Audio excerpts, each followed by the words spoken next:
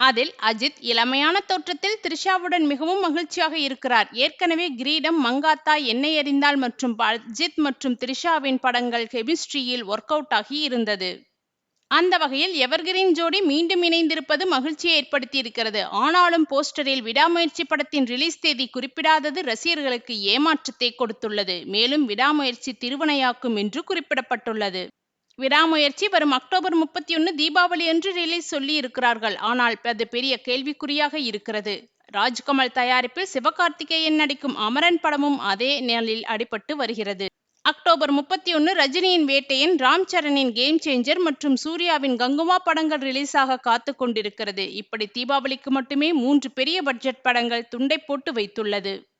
தமிழ்நாட்டில் விடாமுயற்சி மற்றும் அமரன் ஆகிய 2 படங்களையும் உதயநிதி ரெட் ஜெயின் நிறுவனம் தான் உரிமைகளை வாங்கியுள்ளது. ஒரே நாளில் 2 படங்களை ரிலீஸ் செய்தால் அது ரெட் ஜெயின் நிறுவனத்திற்கு பிரச்சனை. அதனால் ஒரு படம் தான் தீபாவளிக்கு வெளியாகும்.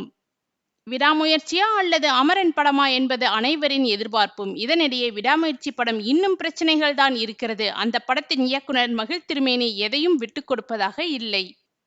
த்ரிஷா, அஜித், அர்ஜுன் என அனைவரிடமும் ஓவர் ஆட்டிடியூட் காட்டி வருகிறார் மகிழ் திருமேனி. இவருடன் சண்டை போட்ட த்ரிஷா 3 நாட்கள் படப்பிடிக்கே வரவில்லை. த்ரிஷாவிற்கு ஷூட்டிங் என்று சொல்லிவிட்டு நீண்ட நேரம் காக்க வைக்கிறார். இதனால் இவர்களுக்குள் கடும் ஈகோ பிரச்சனை வந்துள்ளது.